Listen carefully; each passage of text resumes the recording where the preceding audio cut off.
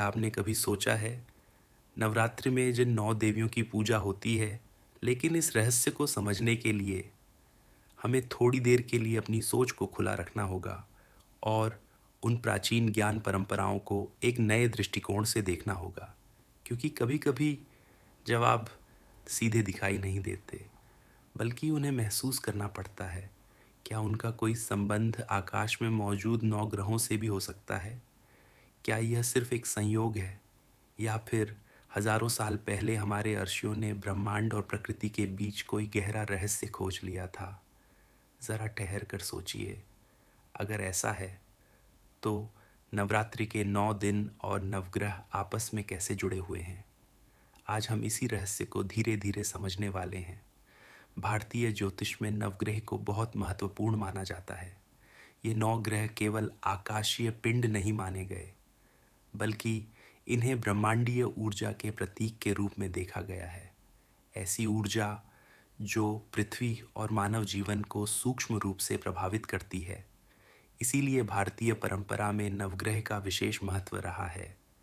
इन ग्रहों को केवल भौतिक वस्तु नहीं, बल्कि एक जीवंत ऊर्जा प्रणाली के रूप में देखा गया, जो लगातार अपनी तरंगों के माध्यम से हमारे जीवन के अलग अलग पहलुओं को प्रभावित करती है।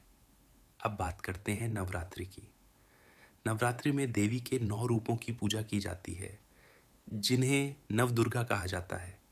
ये 9 रूप शक्ति के अलग अलग स्वरूपों का प्रतिनिधित्व करते हैं। हर रूप प्रकृति की एक विशेष ऊर्जा को दर्शाता है। अब सबसे बड़ा सवाल, क्या 9 ग्रह और 9 देवियां केवल संख्या का संयोग है या फिर इनके बीच कोई गहरा संबंध छिपा हुआ है? भारतीय परंपरा के कई विद्वान मानते हैं कि नवदुर्गा वास्तव में नवग्रहों की ऊर्जा का प्रतिनिधित्व करती है। उदाहरण के लिए चंद्र को मन और भावनाओं का प्रतीक माना जाता है और शांत स्थिर ऊर्जा उसी भाव को दर्शाती है। सूर्य को ऊर्जा और प्रकाश का स्रोत माना जाता है और उससे जुड़ी ऊर्जा शक्ति और जीवन का प्रतिनिधित्व करती है। शनि को कर्म, संघर्ष और परिवर्तन का प्रतीक माना जाता है और उससे जुड़ी ऊर्जा जीवन के कठिन लेकिन आवश्यक बदलावों को दर्शाती है।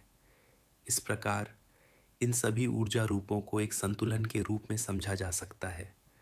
भारतीय दर्शन में एक प्रसिद्ध सिद्धांत है, यथा पिंडे तथा ब्रह्मांडे, अर्थात जो ब्रह्मांड में है वही मनुष्य के भीतर भी मौजूद है। इस सिद्धांत के अनुसार ब्रह्मांड, प्रकृति और मनुष्य आपस में गहराई से जुड़े हुए हैं। ग्रह ब्रह्मांड की शक्तियां हैं और देवी प्रकृति की शक्तियां, और मनुष्य इन दोनों के बीच का केंद्र है।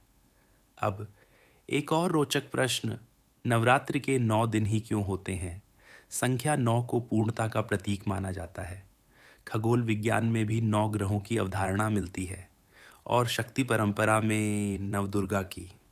इसलिए नवरात्रि के 9 दिन एक पूर्ण चक्र और संतुलन का प्रतीक माने जाते हैं। अब अगर हम इसे आधुनिक दृष्टिकोण से देखें तो विज्ञान इन परंपराओं को प्रतीकात्मक रूप में देखता है, लेकिन कुछ रोचक तथ्य सामने आते हैं।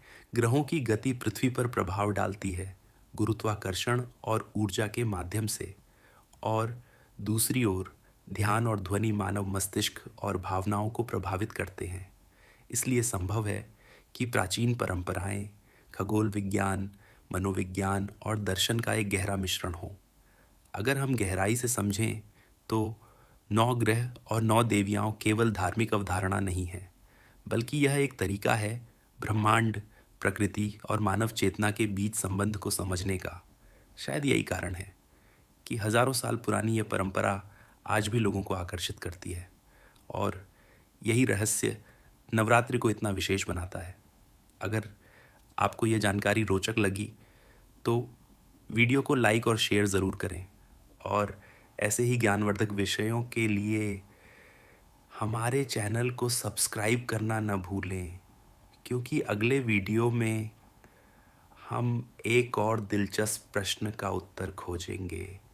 क्या सच में ध्वनि की शक्ति ब्रह्मांड तक पहुंच सकती है?